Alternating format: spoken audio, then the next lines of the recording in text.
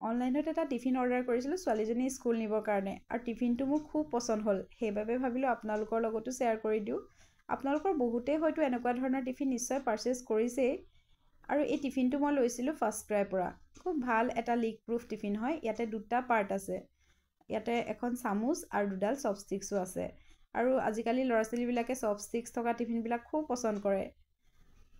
আৰু এটা সৰু কণ্টেইনাৰো আছে ইয়াত যিটোত আপুনি এনেকুৱা গ্ৰেভি ধৰণৰ কিবা কিবি বস্তু দিব পাৰে আৰু কিছুমান টিফিনত কি হয় জোল নিচিনা বস্তুবিলাক দিলে অকণমান লিক হৈ যোৱাৰ চান্স থাকে কিন্তু ইয়াত একেবাৰে লিক নহয় যিটো এইটো লিক প্ৰুফ টিফিন হয় এনেকৈ আপুনি এই সৰু বাতিটোতো ভৰাই দিব পাৰে কিবা কিবি নহ'লে ডাইৰেক্ট আপুনি ইয়াতে এই টিফিনটোতো ভৰাই দিব পাৰে এনেকৈ আৰু এইফালৰ পাৰ্টটোত আপুনি লুচি বা ৰুটি বা পৰাঠা এনেকুৱা ধৰণৰ কিবা কিবি বস্তু ভৰাই দিব পাৰে টিফিনটো দেখিবলৈও খুব ভাল আৰু ইউজ কৰিও মই খুব ভাল পাইছোঁ আপোনালোকেও নিজৰ সন্তানৰ বাবে এনেকুৱা ধৰণৰ টিফিন অৰ্ডাৰ কৰিব পাৰে কেনেকুৱা দেখিছে বাৰু কমেণ্ট এটা কৰি জনাব দেই